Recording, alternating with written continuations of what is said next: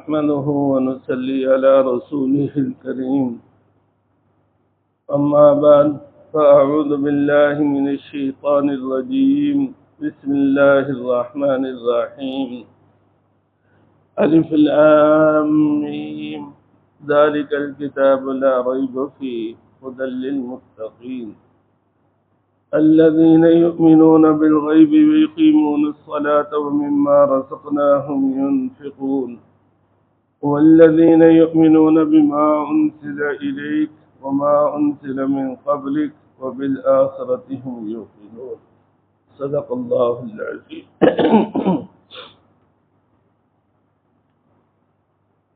عید سے پہلے سورہ فاتحہ کا درس ہوا، پھر عید کی وجہ سے کچھ دن درس موقوف رہا. اللہ کی توفیق سے آج پھر درس شروع کر رہے ہیں. سورہ فاتحہ کے بعد سورہ بقرہ ہے. یہ قرآن کریم کی سب سے بڑی سورت ہے. اس سورت کے 40 رکوع ہیں اور 286 آیات ہیں. آپ صلی اللہ علیہ وسلم جب مکہ مکرمہ سے ہجرت فرما کر مدینہ طیبہ تشریف لائے تو اس سورت کا نزول شروع ہوا. مختلف اوقات میں مختلف آیات نازل ہوتی رہیں، یہاں تک کہ کچھ آیات فتح مکہ کے بعد نازل. اور وَاتَّقُوا يَوْمًا تُرْجَعُونَ فِيهِ إِلَى اللَّهِ، یہ آیت آپ صلی اللہ علیہ وسلم کے وصال سے 80 یا 90 دن پہلے نازل ہوئی. اس سورت کا نام سورہ بقرہ ہے، اور بقرہ کا معنی گائے کے بھی ہیں بیل کے بھی ہیں. اس سورت میں ایک گائے کا واقعہ بیان ہوا ہے. بنی اسرائیل میں ایک آدمی کو جس کا نام عامیل تھا، مالدار تھا اور لا ولد تھا. اس کے بھتیجوں نے جائیداد قبضانے کے لیے یا اس کے چچا زاد بھائیوں نے جائیداد قبضانے کے لیے اسے قتل کر دیا. یہ سوچا کہ فیصلہ تو گواہوں پر ہوگا، اور جب گواہ ہی نہیں ہوں گے تو بات جو ہے وہ بس ختم ہو جائے گی. خود قتل کیا اور پھر خود ہی حضرت موسیٰ علیہ السلام کے پاس چلے گئے اور کہا کہ ہماری مدد کریں اور معلوم کیا جائے کہ قاتل کون ہے. حضرت موسیٰ علیہ السلام نے اللہ پاک سے دعا کی. اللہ پاک نے گائے ذبح کر کے اس کا ایک ٹکڑا مقتول کے ساتھ لگانے کا حکم دیا کہ گائے ذبح کرو اور اس کا ایک ٹکڑا مقتول کو لگا دو، مقتول زندہ ہو کر بتا دے گا کہ میرا قاتل کون ہے. بنی اسرائیل نے پہلے تو لیت و لال سے کام لیا، ٹال مٹول کرتے رہے، بالآخر انہیں گائے ذبح کرنا ہی پڑی. گائے ذبح کی، اس کا ایک ٹکڑا مقتول سے لگایا تو مقتول نے زندہ ہو کر بتا دیا کہ میرا قاتل فلاں ہے. اس صورت میں چونکہ یہ واقعہ بیان ہوا ہے تو اس وجہ سے اس سورت کا نام سورہ بقرہ ہے. اس سورت کا ذکر اسی نام کے ساتھ احادیث میں موجود ہے، آثار صحابہ میں موجود ہے. اس سورت کی بڑی فضیلت ہے. نبی کریم صلی اللہ علیہ وسلم کا ارشاد ہے کہ اپنے گھروں کو قبرستان نہ بناؤ. قبرستان میں، قبروں میں تلاوت نہیں، ذکر نہیں، تو تم اپنے گھر ایسے نہ بناؤ. مطلب یہ ہے کہ گھروں میں تلاوت ہونا چاہیے، گھروں میں ذکر ہونا چاہیے. پھر فرمایا کہ سورہ بقرہ کا پڑھنا باعث برکت ہے، اور اس کا چھوڑنا باعث حسرت ہے اور باعث بدنصیبی ہے. اور فرمایا کہ اس کے پڑھنے والے پر اہل باطل کا قابو نہیں چلتا. حضرت عبداللہ ابن عباس رضی اللہ تعالیٰ عنہما بیان کرتے ہیں کہ یہاں اہل باطل سے مراد جادوگر ہیں، یعنی اس کے پڑھنے والے پر جادوگر کا جادو نہیں چلتا۔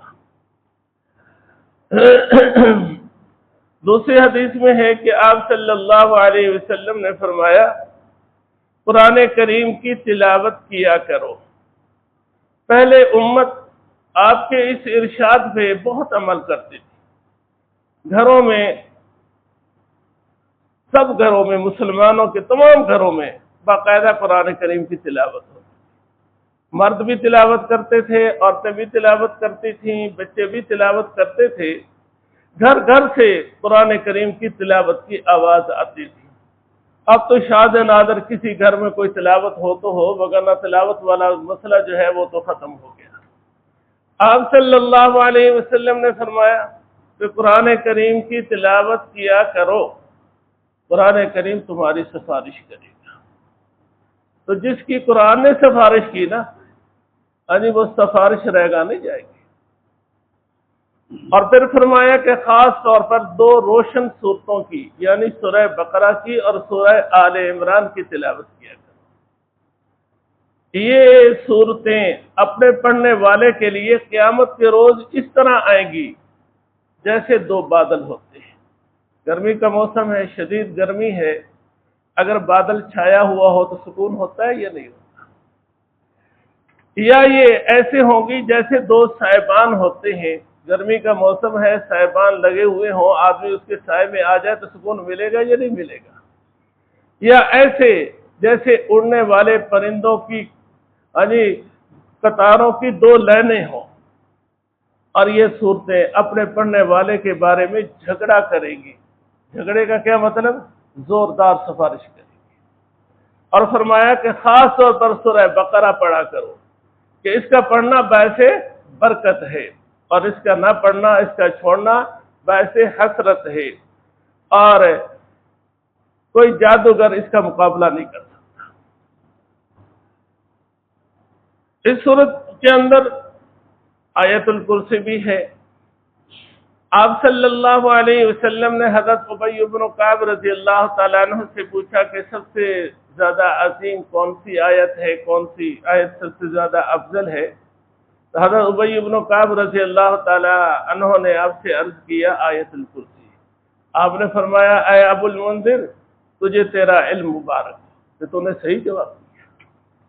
حضرت ابو ہریرہ رضی اللہ تعالیٰ عنہ بیان کرتے ہیں کہ آپ صلی اللہ علیہ وسلم نے فرمایا کہ جس گھر میں آیت الکرسی پڑھی جائے اس گھر میں شیطان نہیں ٹھہرتا۔ حدیث میں ہے کہ آپ صلی اللہ علیہ وسلم نے فرمایا جو آدمی ہر نماز کے بعد آیت الکرسی پڑھے، یہ حدیث سن لیں اور آج سے اس پر عمل شروع کر دیں، جو آدمی ہر نماز کے بعد آیت الکرسی پڑھے، جنت میں جانے سے مانے سوائے موت کے اور کوئی چیز نہیں۔ یعنی موت اس سے پہلے تو جنت کی راحتیں، جنت کی آسائشیں حاصل نہیں ہو سکتی۔ جنت تو ملے گی جب قیامت قائم ہوگی، میدان حشر قائم ہوگا، اس کے بعد، لیکن جنت کی راحتیں تو مرنے کے بعد شروع ہو جاتی ہیں۔ القبر اما روضۃ من ریاض الجنہ و اما حفرۃ من حفر النار۔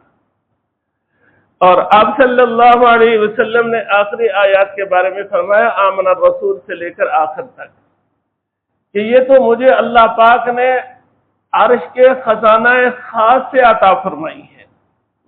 اور فرمایا جو آدمی عشاء کے بعد ان آیات کو پڑھے اس کے لیے یہ دو آیات کا پڑھنا کافی ہوگا۔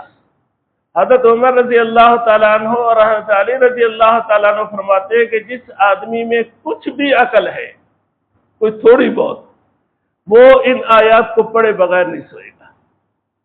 وہی سوئے گا کہ جس میں عقل ہے نہیں ہے۔ تو اس صورت کا پڑھنا، اور اگر ساری پڑھی جائے تو ماشاءاللہ پھر تو کیا ہی کہنے ہیں۔ اگر ساری نہیں پڑھی جا سکتی تو 10 آیات الف لام میم سے لے کر اولئک هم المفلحون تک، اور پھر آیت الکرسی اور آیت الکرسی کے بعد کی 2 آیات، اور پھر آخری یہ آمن الرسول سے لے کر آخر تک، یہ انسان کو روزانہ پڑھ لینا چاہیے۔